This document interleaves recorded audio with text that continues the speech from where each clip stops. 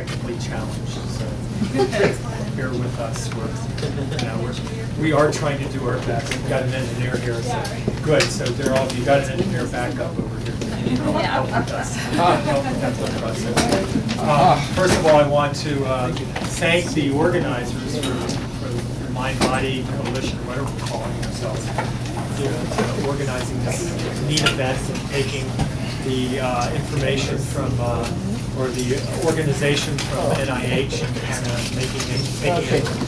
making it self-sufficient within the community. We at National Integrative Health Associates are really proud to be part of that whole process and look forward to engaging and integrating into that whole thing. See, I am the warm-up act, and obviously you can see the main event happening behind me. So I know that I still have a couple minutes to occupy your attention. A little bit about National Integrative Health Associates. We've been started in '95. The concept of this is a comprehensive integrative medical practice. We are a practice of 6 physicians, 3 or 4 dentists, naturopaths, Chinese medical practitioners, and psycho-emotional, psycho-spiritual, psycho-energetic people, and the whole cadre of other support people working with that. Comprehensive for us means that we can really, and physical medical people, we look towards one, engaging in the community with everybody there. So we're kind of a, we look as a, as be parting of a team, however that patient determines the team is, and we can assess and treat at multiple levels. You're going to hear Dr. Gant talk. He's got a very unusual and interesting process towards the body-mind, or the mind-body, because his whole... Who's remember his password? No idea, but he's on the wrong server. Oh, really?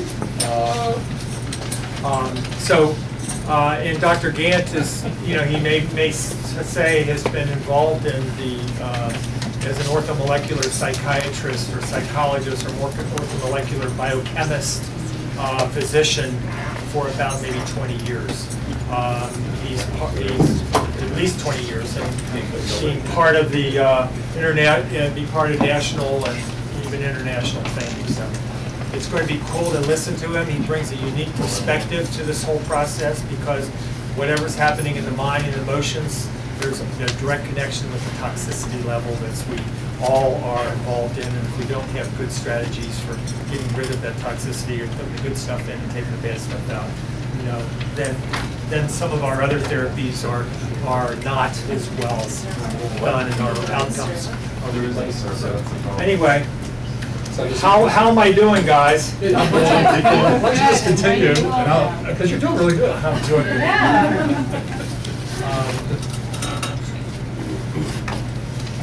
What do you do? Is there any questions? What do I do? Okay. I'm a dentist. I've been practicing biological or holistic dentistry for 30 years. And you say, well, how is a dentist involved in the mind-body component? Because you cannot detox with an inflamed bowel. We all know that there's a bowel-mind component there. And we now know is that with an inflamed bowel, it totally shuts off the natural detoxification system. And as long as you're breathing, swallowing, and inhaling toxic metals, lead or mercury or other things, you're not going to detox. Period. We know that. That's case is closed on. So if, for instance, you had lead problems and you were, trying to get the lead out of your body, you were walking around with a lead pencil in your mouth all the time, and every time you were trying to pull all the lead out of, through every way possible, but you kept this lead pencil in your mouth, what would be the first obvious thing you need to do? I mean, this is real space science here. Take the lead pencil out of the mouth. People don't get the fact that their toxicity from their foods and the implants may be a part of that whole process of maintaining their toxic organisms. So anyway. There was one time I was lecturing in it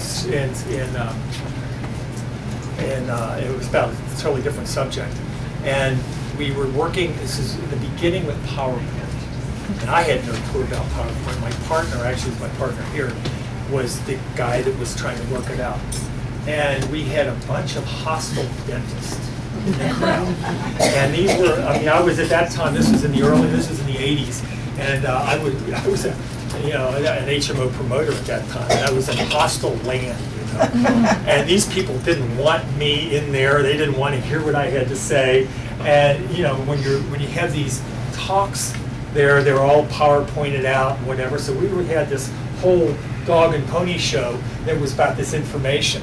Well, they were doing the same thing here, fiddling around with it, nervously trying to get this thing going, whatever, and I was dealing with a hostile crowd. And it was 45 minutes of hell. It could have been 45 years of hell. I don't know how long it was, but yes. On the subject of dentistry, have you got your windows worked out yet, or? No, Okay, it's then still. I'll ask you a question.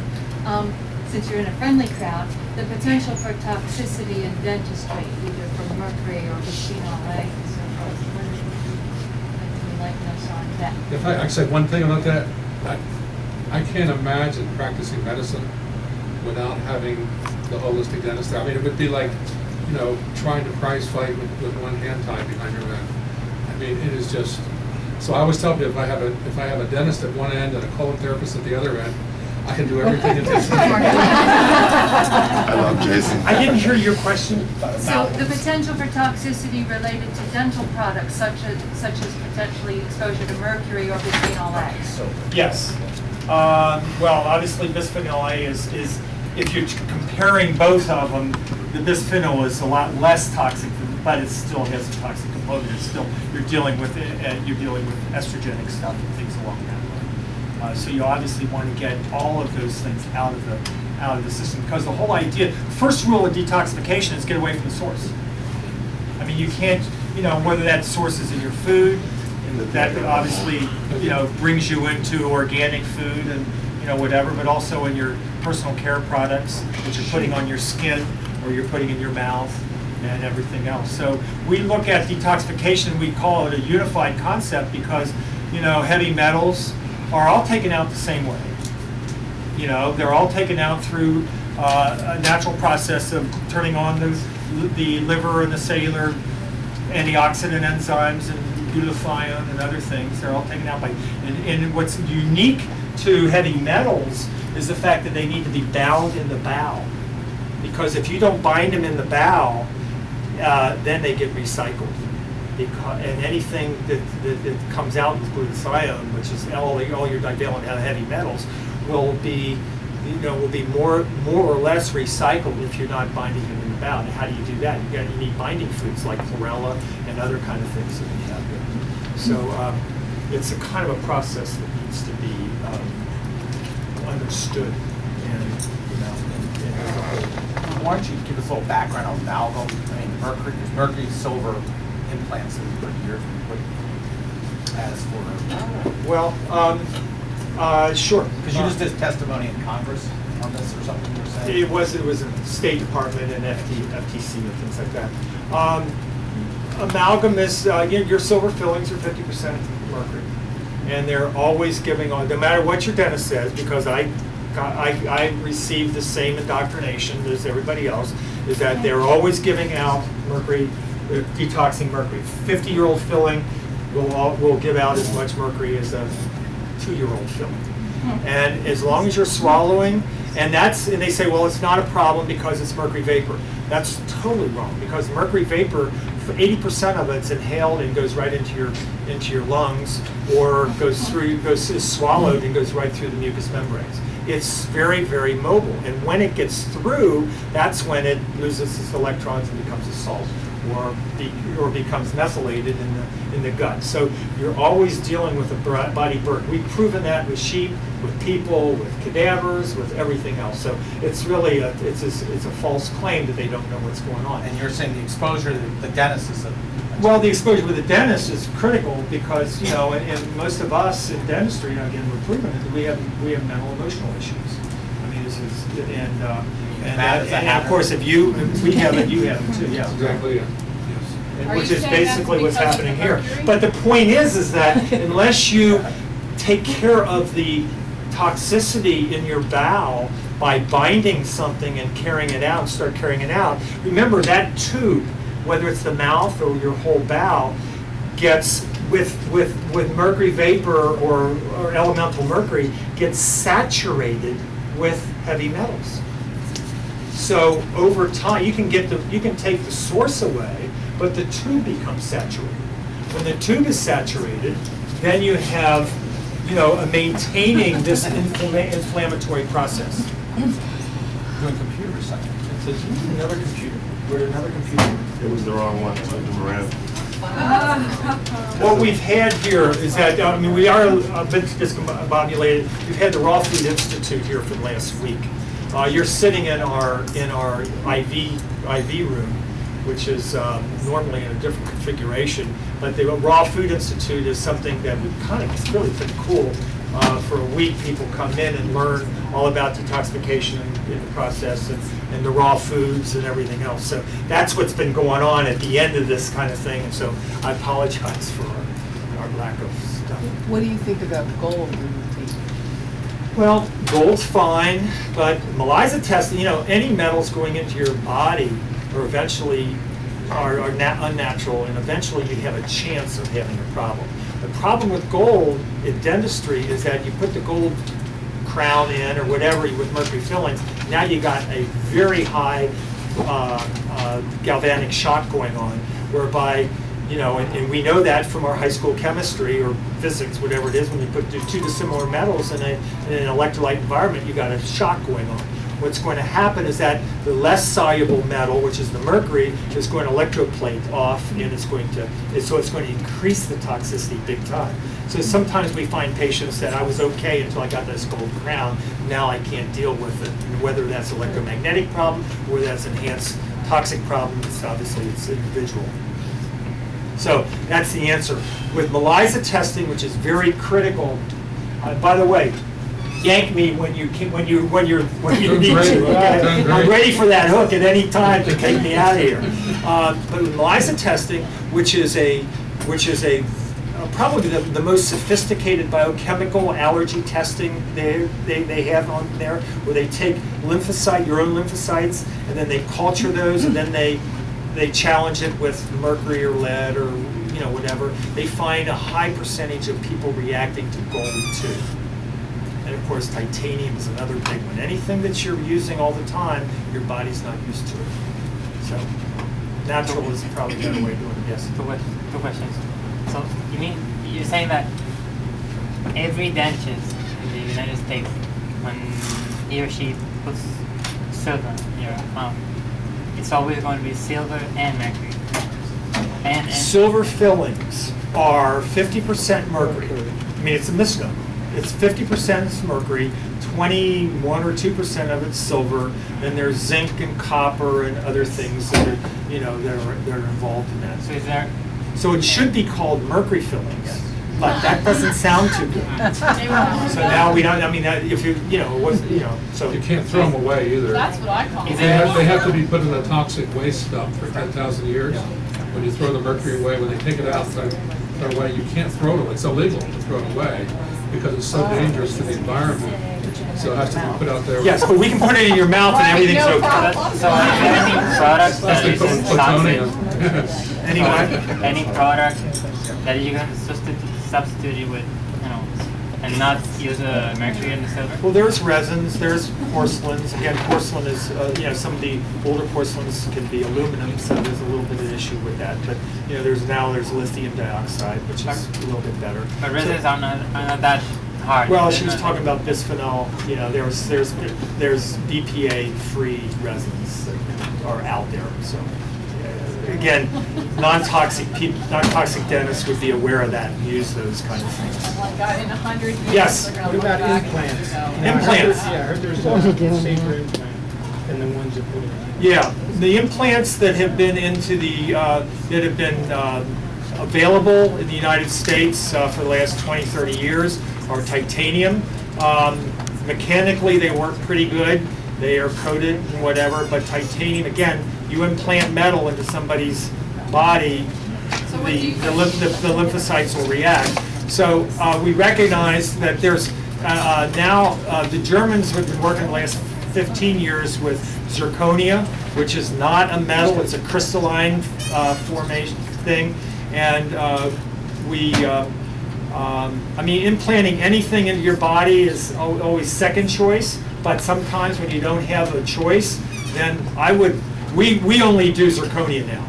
I had all my root canals taken out for other reasons, and I was a dentalist for maybe 10 years over there until zirconia came on the market. Now, obviously, our biological practice does implants that are zirconia because we like them better. And they actually have better tissue adaptation than the others. Are they less expensive than the? About the same. It's a little, you know, when everything comes, it's about the same. So, Wait a minute. Yeah.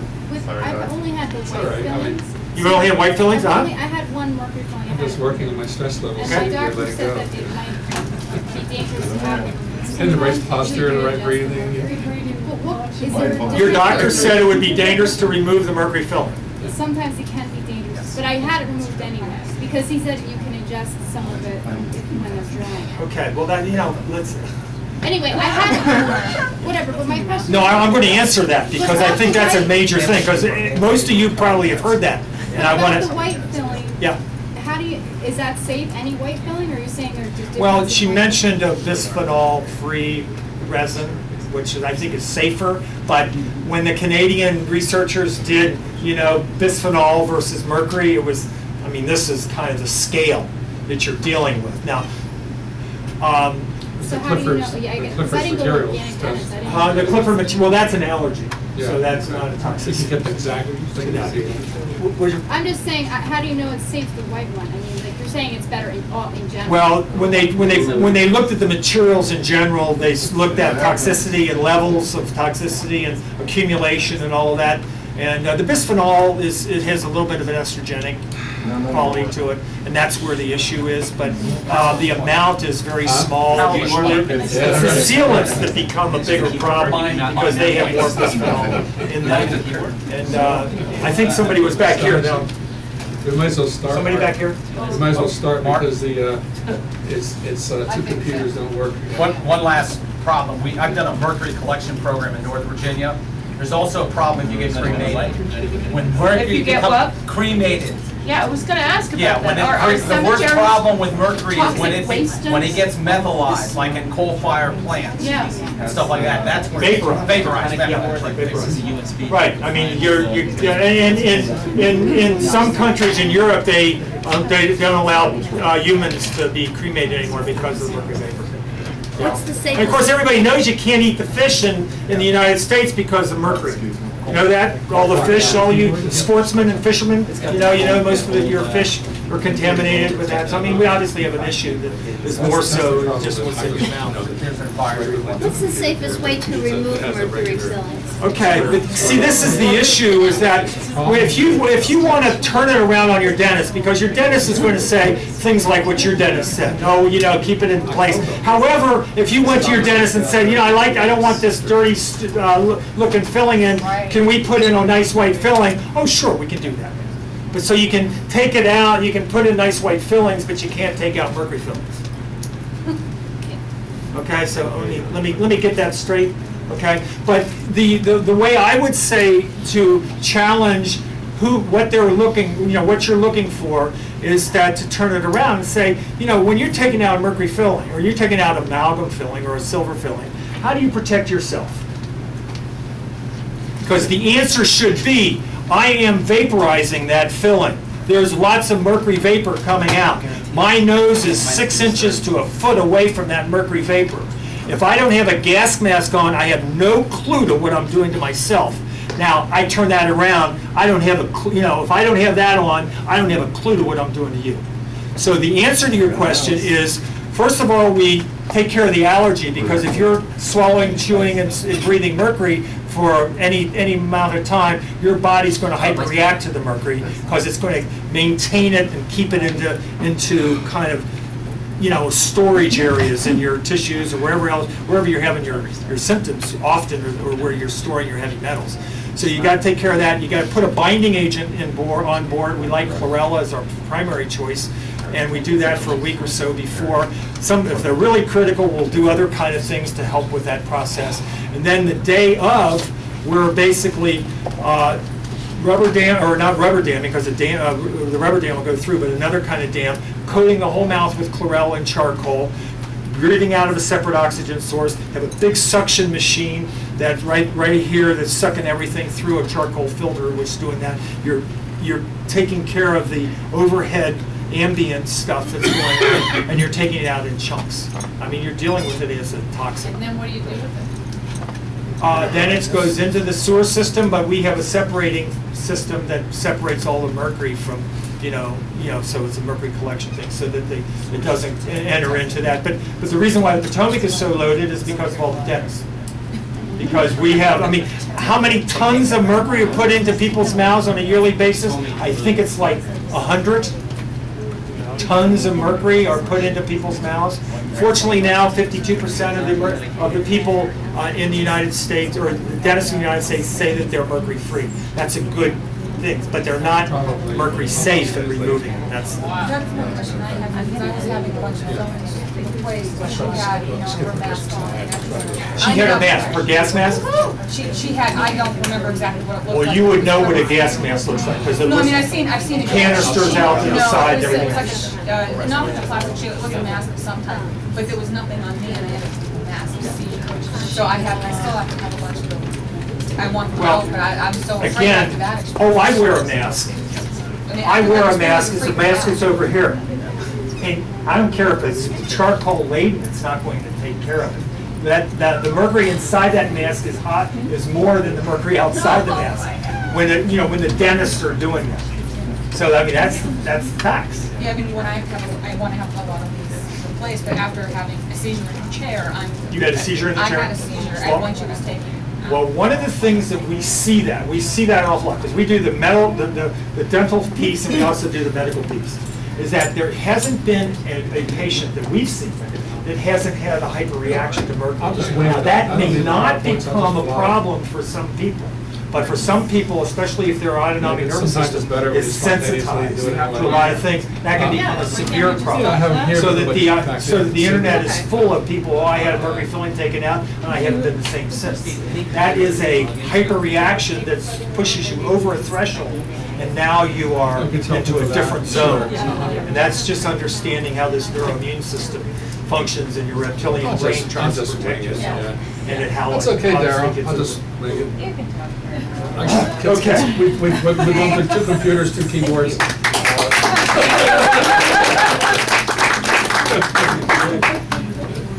I had one last question. Do you think the occupational exposure of a dentist, getting exposed to so much mercury, it clouds their consciousness so they can't see the mercury as the problem? Oh, absolutely.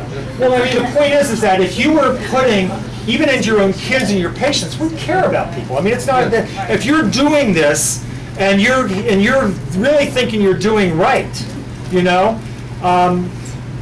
how can you really, it's tough to understand that maybe something's a problem. Yeah. Plus, you're clouded, you're fogged, your brains, your emotions are there, you're whatever. We've always known we've had the highest suicide rate, we've had the highest abortion rates, so natural abortion rates, we've had the highest, the lowest fertility rates. We've always known that, and so, You think anyway. that's because of the mercury? What's that? That's because of the Yes. mercury? Maybe we're self-selecting going into dental school, but I doubt it. I think it's environmental. Go back to the Mad Hatter analysis. Yeah. Okay, I'll just kind of wing it, and then we'll get some discussion going, maybe. And maybe this is an opportunity not to be so intellectual. I can actually do a little bit experiential work. So, but the main gist, it's so nice to hear people concerned about this issue, because we live in an age of toxicity at the edge of 200 years of an industrial revolution, where the mercury and the smoke plumes from wildfires 2 summers ago, they did tests on it, and it was 10,000 times higher in the smoke that comes down over our farmlands, in the Midwest. This was out west. So it's nice. It's so nice that here there's a concern for this invisible threat to our world. And what I wanted to talk about today was that it's more than a health threat.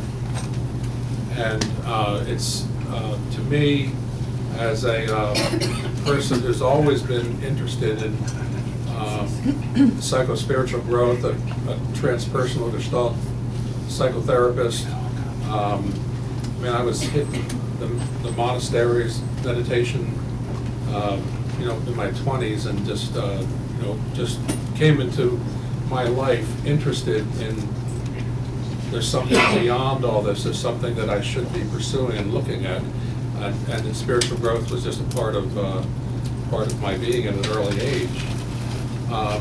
This toxicity is holding people up. Simple as that. The brain's not working, and if we don't have all our marbles, then mindfulness is very difficult to achieve, to understand even what it is, and self-actualization, self-realization, enlightenment, whatever you call it, whatever your term is for, which is a real possibility. It should be, I think, out there where everybody can see it as an objective that to come to our full human potential. That is seriously being interfered with for most people. So the toxicity just stops people in their spiritual growth. I see in psychotherapy, people just can't get it. They can't. It's the same irrational thinking. They can't get in touch with their feelings. They own their feelings. They can't come to any sense of inner peace, quiet, because their mind is so irritated and so active. And now we know that the frontal lobes, I was going to talk today about the brain scans and the frontal lobes and how they just don't work and how vulnerable they are to this toxicity. So it's not just mercury, it's all toxic metals, including aluminum. And then you add the phthalates, the plastics, and the petrochemicals, the solvents, and the herbicides, and the pesticides, and you just go on and on. The fluorine, chlorine in water, the antibiotics that we get exposed to in food or that we consume, the preservatives, the additives in food. You can't get your mind around it. It's like herding cats to even understand it. So we have diagnostic tests for all of this. My one part of my life is psychotherapist, mindfulness-based psychotherapy, and the other part of my life is biochemistry and genetics. So what we do is, what I do is I identify the unique toxicological state of individuals, their unique metabolic pattern. We get a fingerprint basically, and then we're overlaying that with the genetic quirks that make it harder for some people to detoxify, or immunological quirks, so that they're much more vulnerable to infections like Lyme and so forth.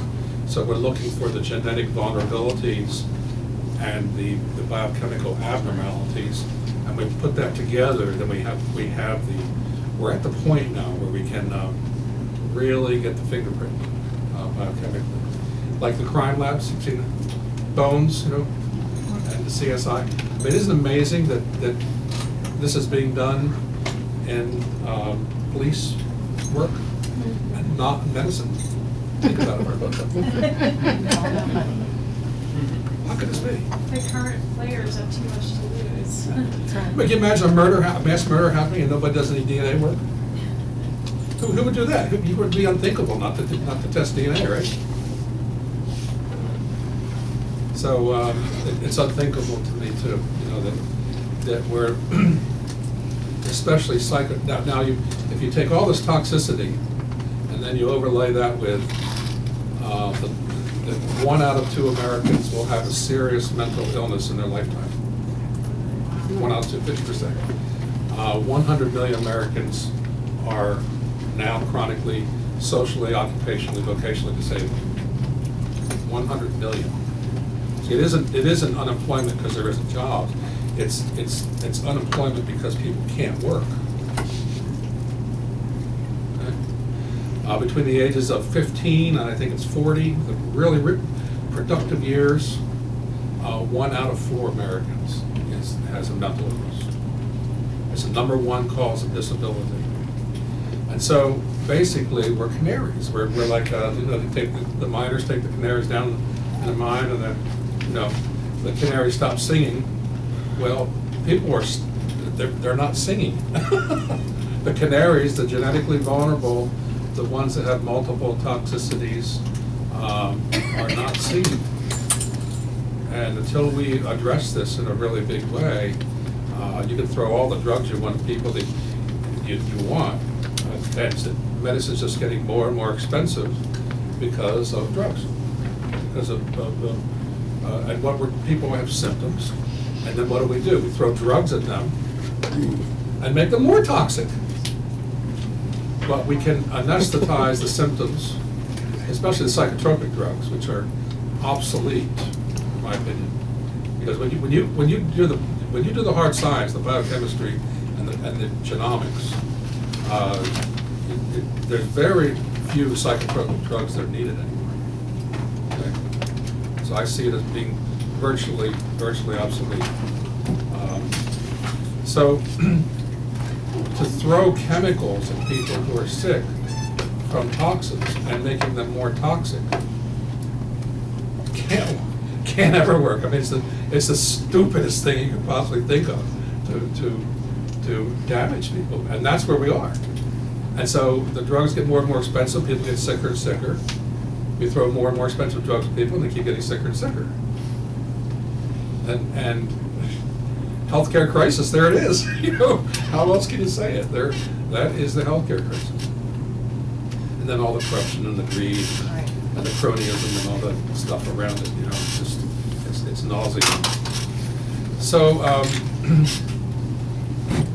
the brain, now the part of the brain that's most vulnerable to toxins is the most recent parts that evolved. So I was going to talk about the 4 parts of the brain that evolved. You may have heard of the triune brain, which is very well established in the neurophysiology literature. Paul McLean, and who was over here at NIH, and but it really is the quadruped brain. Because there is a 4th brain that McLean never he passed before it was the functional MRIs and the PET scans came out to demonstrate that we have this part of our brain called the frontal lobes, which is responsible for compassion, empathy, focus, mindfulness, attentiveness, and the newest parts of the brain to evolve are the most vulnerable to toxins because they haven't stood the test of time. Like the older parts of the brain are rugged; they've been around a long time, and they're relatively you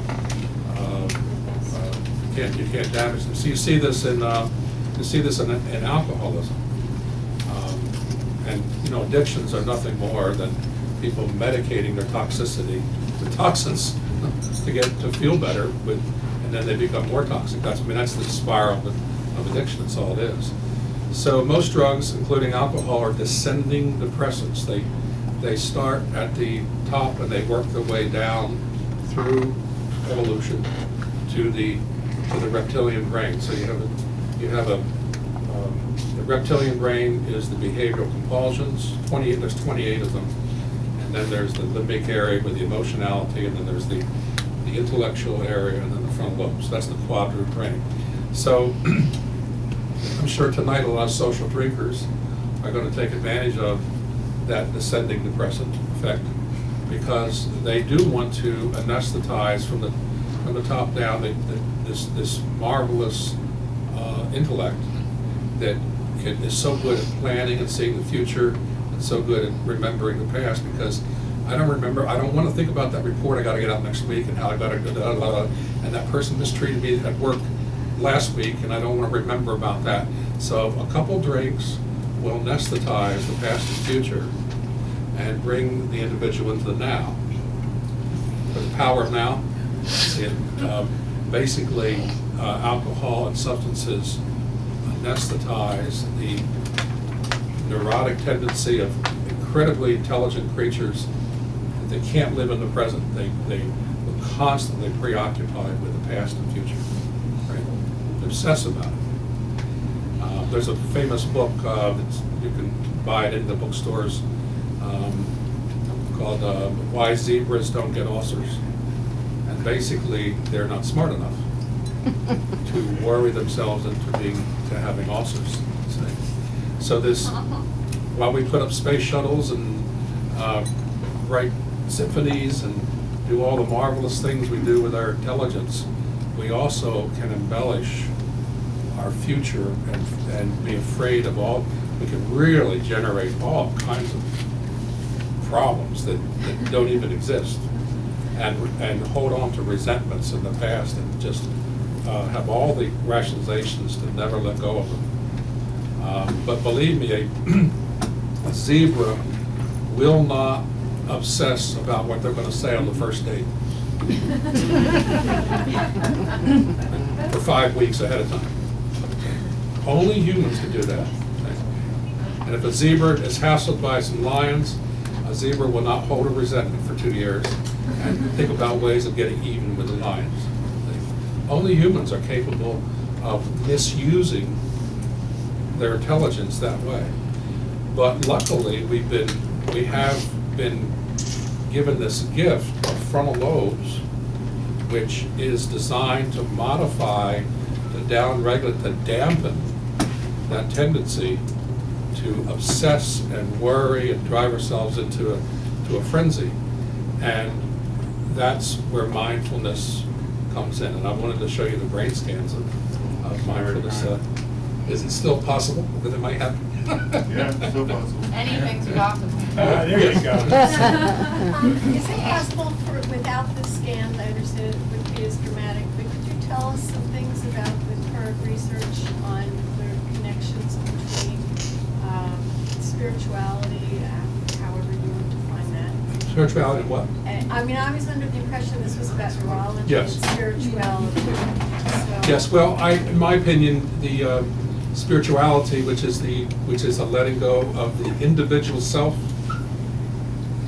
and mindfulness is the process by which neurologically we're able to let go of this separate self, this my survival. See, we have behavioral compulsions in our old reptilian brain. We have emotionality. We have an intellect, which is designed for one thing: survival of me. See, you got one too, and you're interested in your survival. And if it only came down to survival, being the smartest creatures on the planet, we would have all killed each other. There'd be one person left standing. So we have this tempering device, this ability to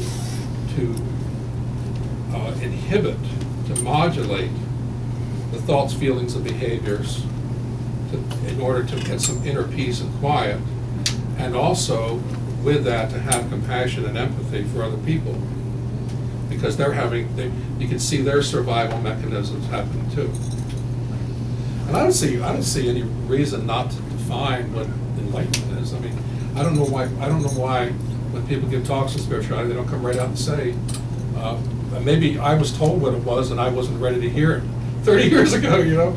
But as I go on, I mean, it seems obvious to me, partly based on the neurophysiology and what it's telling us, that that enlightenment is nothing more than a letting go of your separateness, of your survival, of the zero-sum game of me versus you. So as you're sitting there and you're listening to this, it really seems like you're a separate person from everything happening here, right? Right? You're there, there's people next to you that are separate from you, right? But what if what you're seeing out here is you? Projection. See, it's not you having experience, you are this experience. That there's nothing separate from the experience you're having or hearing. Now, psychotherapists do this with feelings because, you know, when a person comes in and they have depression or anger, a good psychotherapist, one of the techniques and different methods is to get in touch with the feeling, feel the feeling, and break down the split. It's not me having a feeling, I am this feeling. I own the feeling completely. This tension or heaviness, you know, sad feelings tend to be in the chest area, see, heartache, achy breaky heart, you know, and frustration feelings tend to be in the shoulders, pain in the neck, somebody's a pain in the neck, you know, and anger feelings tend to be in the abdomen. And so a good psychotherapist breaks down the split, where we're split off from our feelings. I have patients that come in once in a while, I do this, it's just playing around, they say, oh, I've had depression for 20 years. And I start looking for it. You know, I say, well, where is it? You know? And, well, maybe you left it out in the waiting room. Want me to go out and check to see if you left it out there? It's like this thing that you have, depression thing. And my job in therapy is to get the person to experience mindfully the depression, own their depression, because then all the excuses and rationalizations, the justifications that split them off from this experience break down, and they are their feelings. So if you just continue that metaphor out, it's not only the kinesthetic and the emotional, but what it is in a much larger sense is that the ego is much bigger than normally it's considered to be. It's not separate. And so the Zen master says, what was your true master, what was your true I don't know, experience before you were born? I forget what the koan is exactly. Face. Huh? Show me your face before you were born. Yeah, or that, yeah. You know, what is your true nature? What is your true nature before you were born? Before all this separateness happened, these thoughts, feelings, and behaviors that defined me as a separate entity from you, before all that was there, who were you? So you go and ponder that for a while. Any of the functional MRI studies done with Buddhists and others who Yes. practice mindfulness, can you give us a little information about what we're finding from that research? Yes, I was going to show you those, but basically, the ones that I was going to start with were the ones that show the modulation of the amygdala, the fight-flight emotionality. So the less developed the left medial frontal cortex is, the more aggressive is the fight-flight part of the emotional brain. The more the frontal lobes are developed, the less it's just down. You can see it just down regulating. And it's like an indirect relationship. And even short training periods, like there's one study done on with college students, and so they're a questionnaire. They're well-designed psychological instruments that can test mindfulness. Now it's getting to be a very sophisticated field. So you can assess how mindful somebody is becoming based on their psychological testing, and it correlates beautifully to the expression of this left medial frontal lobe. It seems to be the part of the brain, at least in right-handed people. They might switch with left-handed, who knows? With the fight-flight part of the brain. See, so you can see this from the outside. What religions have been telling us for thousands of years. Is that what's known as the God spot? I mean, I Yeah. read some research and saw some scans where when they ask people to think about God's impact on the world, Yes. the same areas of the brain light up each time in Well, it different was, people. you're talking about the one study with the nuns when they were in deepest prayer and they would find, and then they would scan them. I don't think so. I thought this was just regular people, that they asked the people to think about God's impact on the world. Okay. And they took them through a bunch of different MRIs. I didn't see that study, but I imagine, anytime, like in AA, like they say, if you connect to something larger than yourself, larger than this individual, separate Than the person fear. that I've got to protect, me thing, which is okay. I'm not knocking survival, I mean, if suddenly, if my survival was threatened, I probably wouldn't like it very much, But it's an attribute of spiritual beings that when their survival is threatened, it doesn't bother them so much. Because they're already out of their separateness and connected to something larger. They say in AA you want to connect to something larger, whatever it is, because if you don't come out of this separateness where all the pain is, where the suffering is, Self-centered fear. it's self-centeredness, and if you don't come out of it, you're going to medicate it with alcohol. I mean, there's no option. There's psych Or something. or something, pot, something, because there's no, you're gonna have to medicate it if you don't come out of that separateness and that pain. What about people with post-traumatic stress? Is that the same fight or flight? Is it the same thing? Absolutely. In fact, the best, probably the biggest bulk of the studies for any one disorder is on the post-traumatic stress. Yeah. And I was going to show you the old reptilian brain where that comes from. It's the source of the fight flight, because dinosaurs had to protect themselves. They had to run and they had to fight, and that's the actual source of it is in the part of the reptilian brain called the locus ceruleus. Locus ceruleus? Locus ceruleus, and that's where noradrenaline is, which is the fight-flight neurotransmitter. And I was going to show you how we test for it and how we help people methylate. Hypomethylators can't make it go away. The reason they can't make it go away is because toxins, especially toxic metals, prevent people from methylating properly. Could you tell, what do you mean by menthol? I'm not sure what you mean by that. Methylated.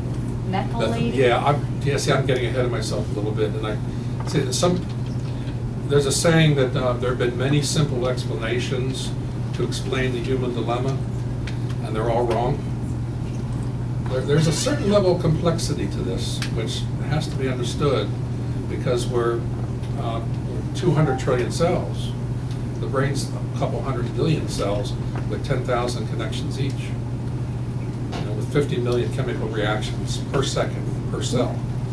So, I mean, there's a certain level of complexity that has to be understood. And we don't know a lot about what happens in there, but we can measure what comes in the front end and what comes out. I was going to show you the diagnostic testing. We can measure the amino acids, the fatty acids, the minerals, the vitamins, the oxygen, fiber, water, coming in the front, and we can measure the metabolites coming out. And so we know what's going on in there when we do the functional medicine testing. And so I'm not optimizing brain function just for people to feel good. I'm optimizing brain function so that they can engage in the spiritual process of life and find a purpose and a meaning for being alive. Because I think that's the greatest sacrifice, is to not find out how to love and be loved by others. The inventor of LSD, I forget his name. He has advocated for its use as a psycho.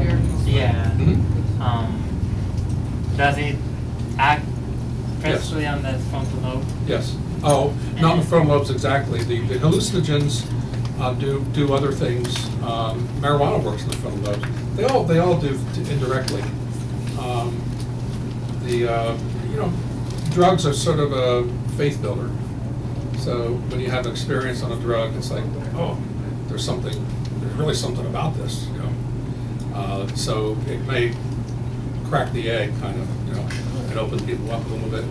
But of course, it very rapidly become limiting because all drugs, one way or another, mimic certain neurotransmitters, and the brain will stop making the neurotransmitters to respond to the presence of the chemical.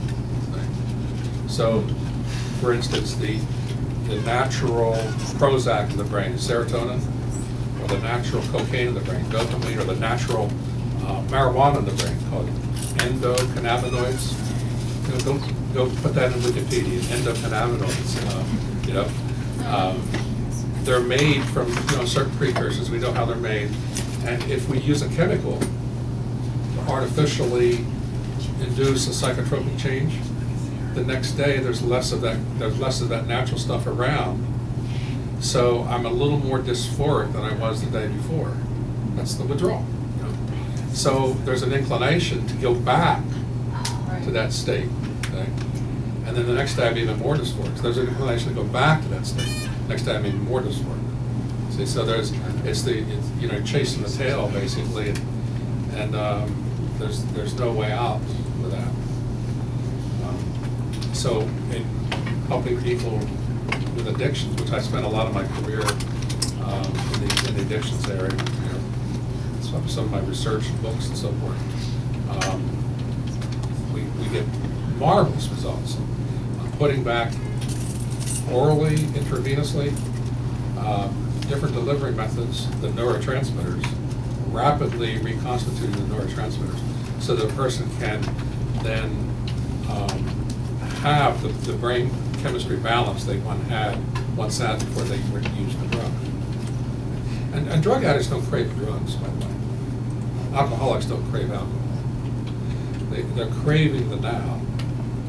They're craving the peace of a quiet mind that is no longer deluded and suffering. That's what they're craving. We all want to come back to that state of selflessness. Babies start out there, basically, as long as they're fed and, you know, you change the diaper, they're relatively comfortable. And then little by little, as we go through life, we're conditioned with positive experiences, negative experiences, and we start pushing away anything that's negative, and we start craving everything that's positive, and we harden the ego until we get to adolescence, which is endarkenment. I tell adolescents, I don't ever want to go with you poor thing. I don't ever want to go through what you went through, but you're going through it now, you know.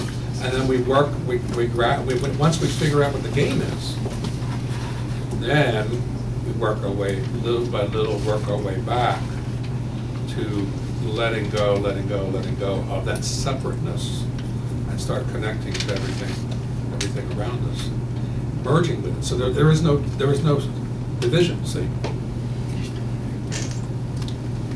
What is, Question? this guy has a question, it's driving me crazy. Stanislav Grof has been, since 1965, a marvelous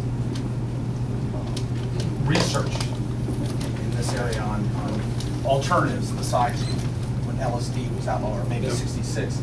It also shows there's an evolution in consciousness that's happening. He has cartographies, and at least to me, one of the great mapping of these non-ordinary experiences that is actually with Jack Kornfield for years developed mindfulness. He was one of my teachers. Yeah. And I think, so do you see an evolution in consciousness happening? No.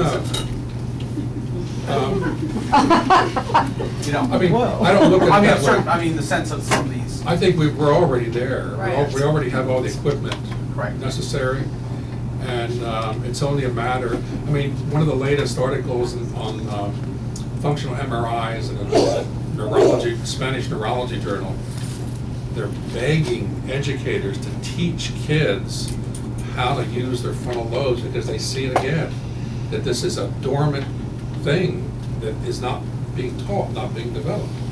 So we're reading, writing, arithmetic, the left temporal parietal area, the occipital area, the visual area is art therapy, music therapy, right temporal, motor, dance, and sports, and you have this gift of God, these frontal lobes, that is just sitting, it's like having arms and never using them.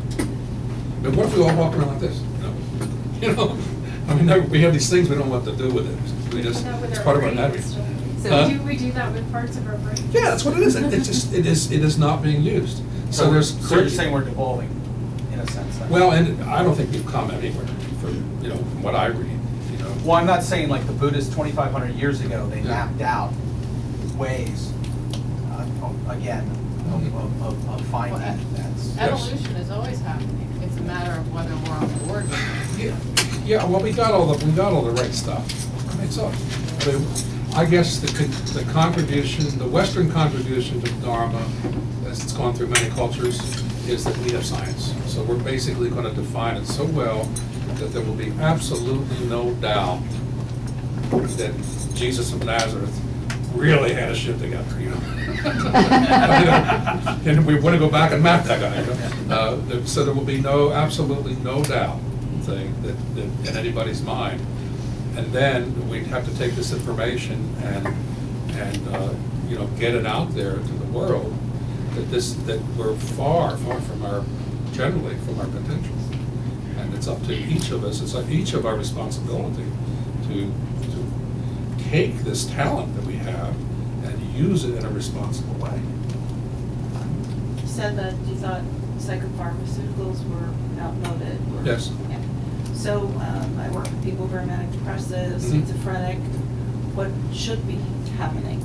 They should be diagnosing the 40 risk factors of bipolar disorder, which are written up in the literature. Certain fatty acid deficiencies, certain amino acid deficiencies are the precursors, zinc and magnesium deficiencies, a whole host of toxicities, including Mad Hatter syndrome. Somebody mentioned, Hatters used mercury. They all developed bipolar disorder. We're not tested for this stuff, And then the genetics should be tested to see, we test about 60 genes that are relevant and modifiable, and we can cause those genes to express or get around the expression completely that are the polymorphisms for why people have this. I have a few myself, and so I'm always a restless person, and my father was half manic depressive and a great grandmother full blown. I mean, I'm talking about full blown manic depressive, And so I have the catechol-O-methyl transferase polymorphism, homozygous, So I have to take SAMe, or I wouldn't be able to give a halfway decent talk today. I have to help with my methylation, or I'm just not myself, and I don't have the mental acuity and alertness. So once I know that, then I can utilize this restless, creative part of me without letting it get out of control. I can modify it so it doesn't get out of hand. What is the methylation? And also, when you said zinc deficiencies and magnesium deficiencies they found as risk factors, it just reminded me that this past week there were results of a really significant study came out showing that women can actually they're finding that women can actually be harmed by certain supplements, especially iron, and they thought that the omega-3s were a good thing to be supplementing with, but they said that we need to start doing more studies because they're finding we better be pretty careful about some of the. When I look at these studies, I could find 24 methodological fatal errors in the way they do these studies. I mean, basically, do these studies look at this like rats in a cage, and all these humans are the same. So we want to test to see what one thing does to all these rats here, as if there's not individuals that have individual biochemistry that can be tested for, individual genetics that can be individual toxicological status, individual metabolic abnormalities, individual hormonal abnormalities. See, they don't look at individuals. They sit up there in the ivory towers and just look at humans as rats. And I mean, it's what they're getting ready. See, there's another study that came out after that. Was it vitamin E or something? What was it on? Another one. They're getting ready to legislate against nutrients. So Again. it's coming. The codex is coming again. So these research institutions get their money from drug companies and the government are now publicizing these to get the public softened up. You know, Scared. before you attack, you want to soften up the enemy and hit them with some artillery. You know, and that's all they're doing. They're softening it up so that they can then come in with a regulation and start making the nutrients illegal because we're only trying to protect you from the harm. What dictator throughout history was not trying to protect people? They used it as an excuse to launch their violence on people. We're only protecting you out of altruism. You know? Right, you're all babies, we need to dress you. Yeah. I mean, that's the studies are so it defies. You know, I mean, it's anybody that does serious research looks at this stuff and just says it's just corny. It's almost laughable. And the front page, you know, somebody murders 8 people. There's a little thing on the back of USA Today. But vitamins cause harm. Front page. There, see. And so the editorial board had to put it there because their sponsors that are owned by the syndicate to get for the advertising is the drug companies are said put under the front there. Say, I mean, this is all just a bunch of hokey stuff. It's still so disgusting. Does that go back to your test, don't guess Yes. axiom? I mean, if you supply something someone needs, then it's not a problem. Yes. And second of all, when you say you bypass genetic expression, do you mean you support the things that are deficient because of genetic expression, or do you actually have ways of turning off that switch? Yeah, you can either provide the metabolites downstream from the genetic quirk, so you don't even need that gene anymore. Like you use methylfolate instead of folic acid if you had the methylene tetrahydrofolate, you know, reductase polymorphism. Or sometimes there's a couple pathways to get to the same place, so you want to go to the other one, sneak around it. You know, and there's all kinds of clever ways to get around. Genes are very modifiable, and you know I'll get to you in a second. And the problem with toxicity is that it switches on some genes that can be very positive, can confer very positive traits, but they can make you a poor detoxifier. So Say that again? the common genetic quirks are not mutations. They're common because they have advantages. People that have they're very common because they confer advantages that people pass on, especially in their younger years. See, like there's genes which make people make their immune system is aggressive, you know, upregulated immune system. So that's great in your younger years because you won't get cancer and you won't get infections, and you can pass on those genes to your offspring. But when you get to be 50 years old and you're past your reproductive years, those genes cause arthritis and heart disease.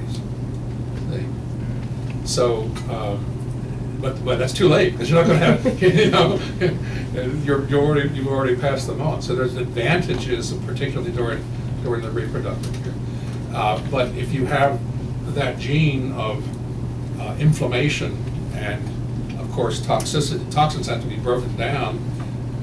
And they have to be oxidized. That's why we take antioxidants to protect us from the over-oxidative stress and the inflammation.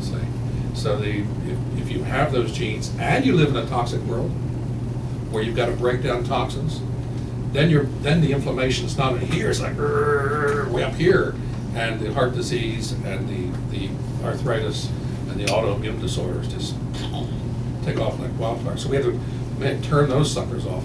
And this is why Andrew Weil says, in general, because of living in a toxic age where there's too much inflammation, there's too much aggressive immune stuff going on, so get used to sipping on anti-inflammatory teas all day long, ginger and turmeric, and start putting it in your food, and green tea, and you start getting these anti-inflammatory herbs to down-regulate this aggressive immune system, because particularly in our later years, it becomes a real problem. And that's another way of modifying the expression. Yep.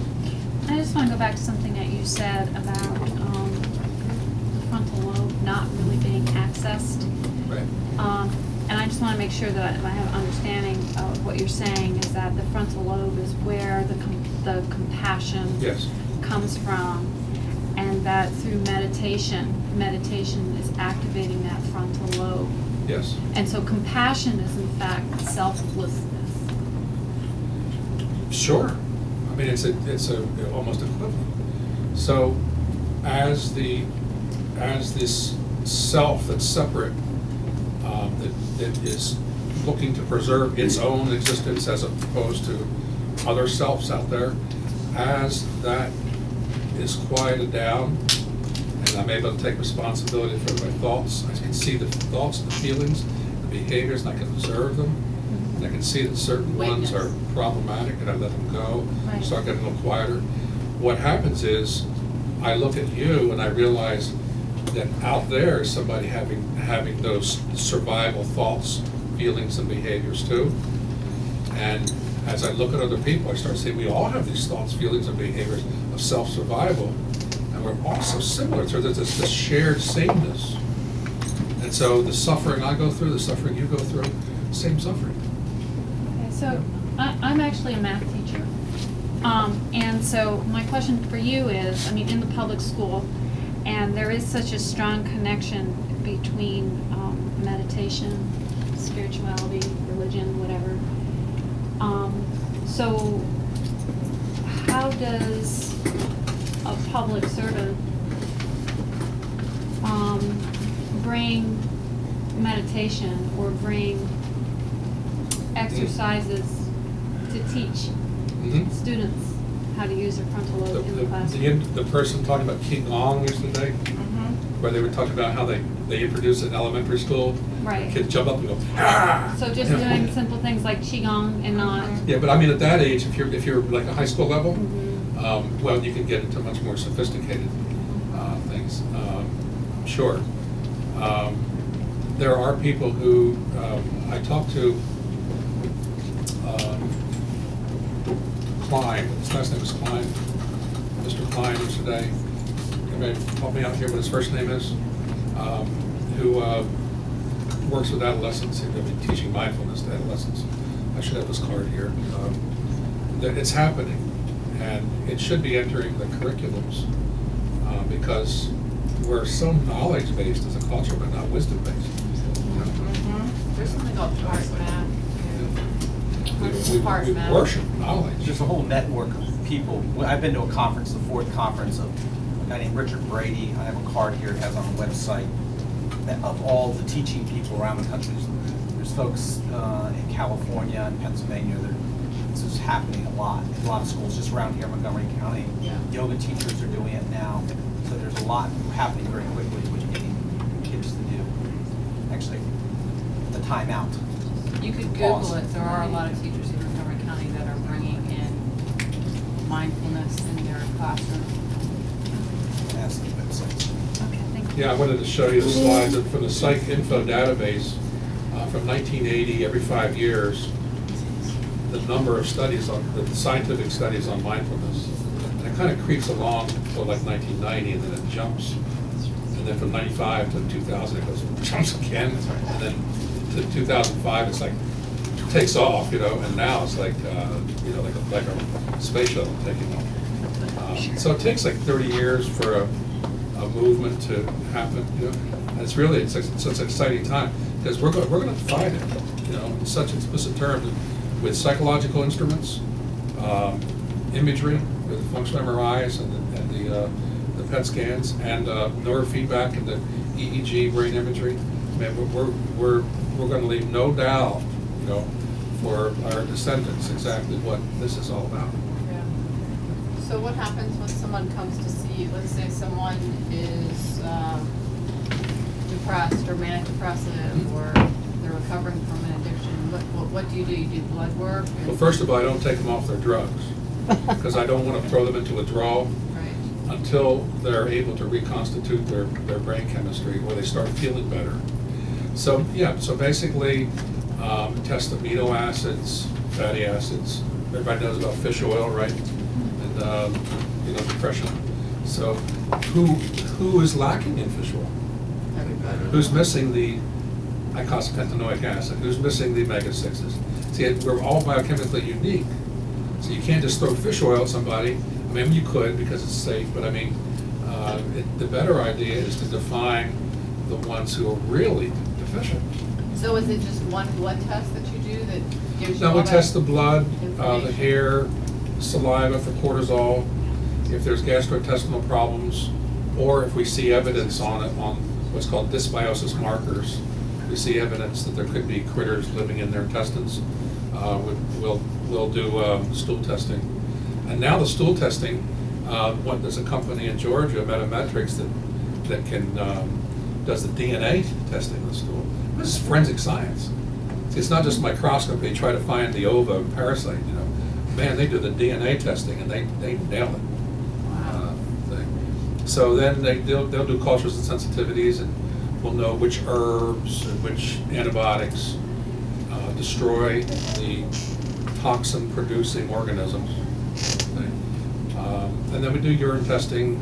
The organic acids, which is the metabolites coming out of the body, is probably half the information because that's like 50 data points of information. So we know if there's certain critters that are alive, we know the Krebs cycle. Remember the Krebs cycle, citric acid cycle? I have patients when I show them the citric acid cycle, they go, "No, I don't want to see it. I had to memorize that biology. I thought I'd never see it again." And so that's where we burn fat, carbohydrates, and protein for energy. Very important to make ATP. The brain's only 2 to 3% of the body's weight. It consumes 20 to 30% of the body's oxygen, 20 to 30% of the body's sugar, 20, 30% of the body's blood flow. I mean, it's a command control center. It's a little ball of fat in the head. That's all it is, which has enormous metabolic requirement. So if you can't make ATP, or you don't have enough sugar, if you're hypoglycemic, metabolically hypoglycemic, say, then we identify those on the testing, say, to know if they're there. And then measuring some vitamins is okay, but it's usually better to measure the physiological effect of not having the vitamin. So we get a much more accurate measure of like a B vitamin, one of the B vitamins being deficient. Okay? So we go on and on with toxicity. It's sometimes that we measure the toxins, but more often is what are toxins doing to people that cause them to be physiologically imbalanced. And if we see that physiological imbalance, I know it's petrochemicals. See, I know that person's been around a lot of solvents or cleaning solutions, because they don't have any glycine and their benzoic acid is elevated. So you see this. I'm a sleuth, I'm not happy until I know exactly why the person's sick. I mean, I miss sleep over it. When I have a few patients that I can't figure out, it's like I can't stand it, Not that I'm happy about you not losing sleep when you can't figure it out, but Yeah. I was wondering if testing like that could actually help detect illnesses that you've had. 'Cause I had something that, I probably pronounced this wrong, rhabdomyolysis, rhabdomyolysis. It came on, damn near killed me, and then it went away. Were you taking Lipitor or something? No. And this happened to me when I was 22 to 24. Birth control pills? No. And they just said, it's gone now, we hope it doesn't happen again. And I sat there like, I went through 2 years of unmitigated hell, and all you have to say is, Yeah, right. That's what I was If wondering. it happens again, come on back. I I used to tell people that. I said, I didn't know how to do this kind of testing, and I'd say to them, you're sick, but I can't find anything wrong with you, so when you get a little sicker, maybe I can. So come back when you get a little sicker, Sounds like the and then I can give you a chlorine drug for it. Well, yeah, that's what I'm wondering, could testing like if Oh, I yeah. just went and just be able to look at it and More say, than that. maybe this might have been, it's the cause of, More than that, predictive genomics can tell you before you ever had the first episode that you would be vulnerable. See, we should be testing newborns. And You never know where to get some of this stuff. I hear about it and yeah. it's, Oh, and the bulk of it's covered by insurance now, except Aetna. Wish I'd never met you, you know, but if you have Aetna, switch quick. That kind of testing, how does it go on? Because every day different chemicals are coming in and out of the body. So Good if point. you test me today, it can Yes. be very different from next week. Completely So how- reproducible. In fact, 3 months from now, test you, it'd be almost identical. So how does it go, that testing? Well, it's like, of course, if you eat a meal, if you consume amino acids, there are going to be amino acids in your bloodstream. So when we test amino acids, you have to be fasting for at least 12 hours. And what happens is all the amino acids leave the bloodstream because the cells are like little hungry Pac-Men. They want their amino acids, you know. And then if they have an abundance of amino acids, certain amino acids, they'll say, okay, we'll let that one go, let that go back in the bloodstream. But if they're deficient, they're going to gobble up everything they can. So when we do the fasting plasma amino acids, we can see the ones that are deficient. And that way we know, we can make a targeted intervention exactly on the amino acid that is the problem. And from the neurological point of view, if that happens to be tryptophan, then you can't make serotonin. If that happens to, which is your natural Prozac, if it's tyrosine, then you can't make your natural cocaine. Dopamine. So you then go and prescribe a certain nutritional diet for that person? Right. Is that the way? Yes, well, that's a part of it, because we want the biochemical unique fingerprint, which is your amino acids, your fatty acids, your vitamins, your minerals. You know, we want to know exactly which ones are missing. When you go in a health food store, there's 2,000 things to buy, right? What do you get? How do you know what to get? And some kid with a high school education sitting there going, oh, well, we are selling this as the latest one. This is the best stuff for what you have here. So when you get very specific, very targeted, but see that it's 20% nutritional deficiencies, but it's still 60-70% toxicities. We're living in a toxic age, and that is the big problem now, is the toxins that we're flooded with. We can't even see these things. And why are cancer rates going up? And then hormones, and which is really neurotransmitters, testing hormones and neurotransmitters. They're really the same thing. That's how cells talk to each other. 200 trillion cells have to talk to each other. They have to reach out and touch someone. And they use these chemicals to talk to each other. So we test those to make sure their communication is happening. And then there's certain metabolites that tell us something about the metabolic imbalances, and then we get all that information. And if I am privileged to do the genetic testing, which insurance doesn't cover yet, so the panels are about $500 to start with. But if I'm privileged to get the genetic information and I lay that over the epigenetic expression, the unique biochemistry, it's like, the whole thing. It's a masterpiece, right there. It's wonderful. I have a lot of food intolerances, not allergies. I had some blood tests done for irritable bowel, and if I manage my diet, I'm fine, but if I eat anything that's on Yeah. my no list, I'm not. Yeah. So is that also a symptom of toxicity? In order to, healing the bowel No, I is don't really have very processed simple, but you evidence. have to be comprehensive about it. You have to re-inoculate the good flora Mhm. and do testing sometimes to find out which good flora is missing. Right, I knew that. You have to remove the bad flora, which is technically the hardest part, because you have to be able to find the parasites, yeast, and bacteria I don't have that issue. that are there. Right. And I use antibiotics. See, I'm integrative. I have no problems using medication, because if I find parasites, I'm a Right. nutcase with parasites, which are very dangerous. We use 4 different antibiotics, herbs, homeopathics, electronic zappers, Colonic therapies, we go to town with parasites, and they're very dangerous. And they're very, very quiet and sneaky. They don't cause too many problems. So you have to re-inoculate the good flora, 5 orders. Re-inoculate the good flora, remove the bad flora, repair the lining of the intestines. So the cells lining the intestines can't leak. They got to be healed, and the inflammation has to be down-regulated to allow it to heal. But the repair is phospholipids and essential fatty acids, glutamine, things like that. The intestine is only 1 cell thick.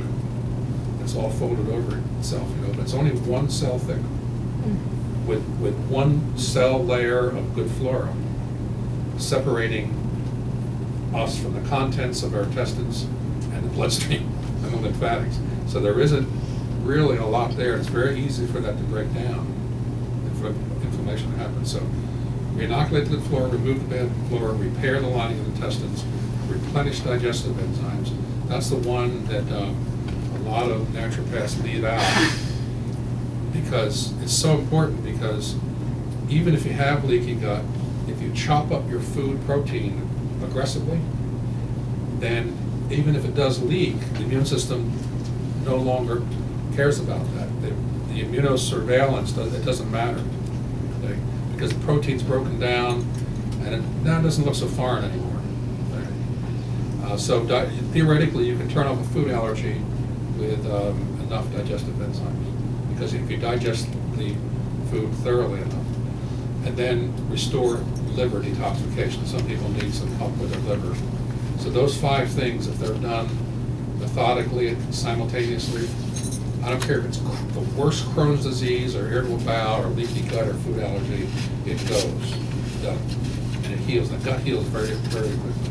Will you do that in conjunction with avoiding the foods that causes At first. irritations? Yes, I do a lot of food allergy tests. Sensitivity, allergy, I mean, it's all the same. The simplest food allergy tests now are covered by insurance. 100 foods, LabCorp questions, and so we can anybody's insurance can get the food allergy tested. And then you sort of know what foods to avoid in the interim, because you don't want to stir up a hornet's nest while this healing is proceeding. You may be familiar with the schools of thought and I guess ways of interpreting illness or imbalances in the body. For example, Louise Hay has done some of that, others. And I'm curious to know, particularly with your background and really holistic approach, how, particularly in cases where people have an illness that doesn't fit kind of the typical precursors or... None of them do. Okay, so what are your thoughts on that? Do you think that there are things like kind of beyond the physical? And I know that physical can often translate through emotional, whatever, but how do you, what are your thoughts around that, and how do you make sense of that at all? Well, matter is just dense interference patterns of energy. So I don't see any differentiation of energy and matter. But matter has a continuity, has a reproducibility more than energy does bounce around, where matter stays from one day to the next, more of a solidity to it. But one of the things along those lines that it's hard to get across to people is that every symptom is an attempt of the body is an adaptive or a maladaptive attempt of the body to heal. See, we have deep unconscious fears of symptoms, like diarrhea means I got typhoid fever, I'm going to be dead tomorrow.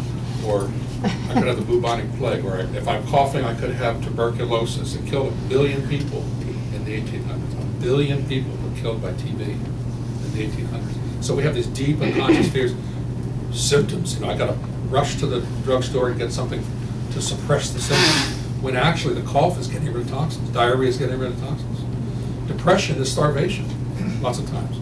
So if you're starving, should you be out there dancing around, or should you be quietly huddled down and lying in bed and not doing much if you're starving? to conserve calories. High blood sugar for your. Yeah, well, I mean, it's, but see, if you have polyuria, polydipsia, because your blood sugar is high, what is the body telling us? What is it trying to do? It's saying that I've got to get rid of the sugar, so I'm going to make you pee all the time to get rid of it. And I'm going to make you thirsty so you can get lots of fluid so you can dilute it and pee it because it's too much sugar. See? So the symptoms mean that the body's trying to heal in some way. That changes the whole dynamic. Because if people only knew that, oh, I've got this ache here, and that's my body trying to heal itself in some way, maybe some inflammation going on, so it's trying to heal itself, then I can be mindful of it and give it a little bit of space to play itself out. I mean, go get a sonogram, or something, or go get it diagnosed, see what it is. But the idea of resistance, it causes persistence. If I fight it and I resist it, as a psychotherapist will say, if you fight your anger or fight your depression and resist it, it perpetuates it. So the letting go has to happen out of the acceptance and respect of the body's ability to just accept and let go of the problem. Now, another thing that mindfulness does is when I tune into the, well, maybe we'll demonstrate. Does anybody here have a headache? I do. Anybody? Would you- It's not real, it's kind of an ache, here and down the side here. Have we done any mindfulness work before? You and me? Uh-huh. No. Okay. Willing to demonstrate for Yeah, I mean, I know what it is, actually, but, intellectually? I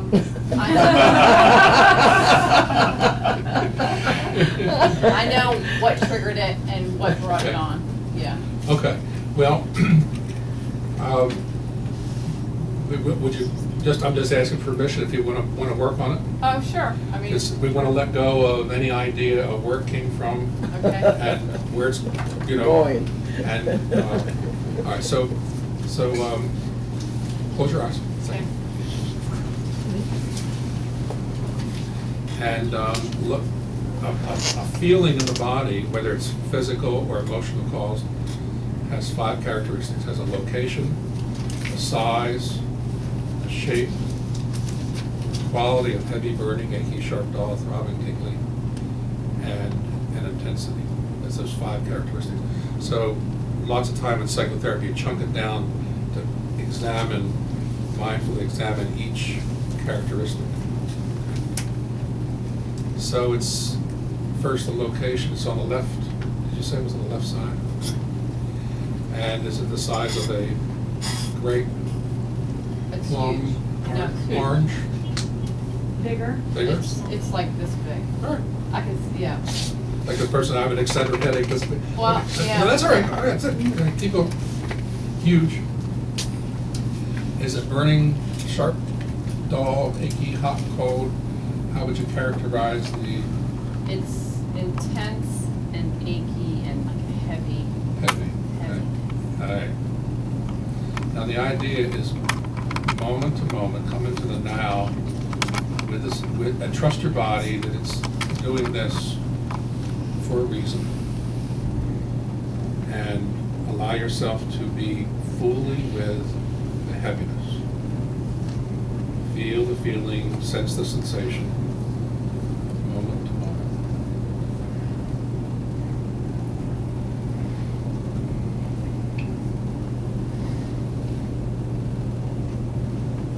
And if my voice or sounds of the around us, or your thoughts or other body sensations, anything that intrudes, just notice that and then come back moment to moment.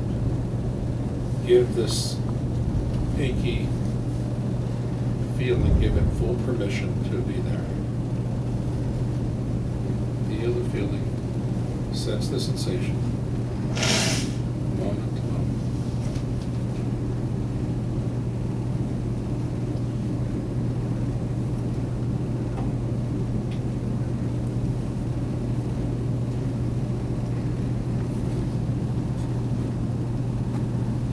Anyone else else, if you got a little ache or pain, just go ahead and join in with the group here.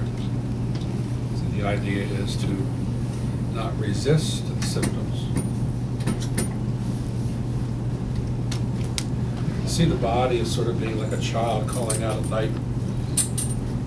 What do you do if the child calls out at night? You ignore the child?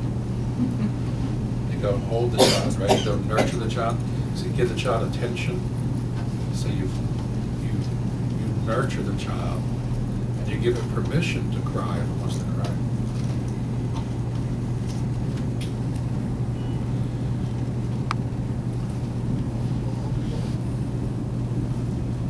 Now, feelings can move in location. Has it moved anywhere?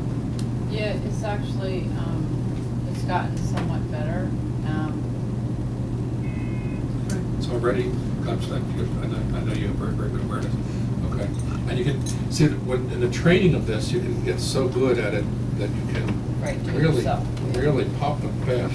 In fact, as Can what I what- add one thing Yeah. about it? It came on because I was looking at moving somewhere, and I was looking at signing the lease, and I liked the whole place and this woman and all of that, and I'm very empathic, and she's really going through a lot, and I could feel what was going on in her body, and it was like, I got scared. It was my Sure. warning system. It was my Sure. inner warning system.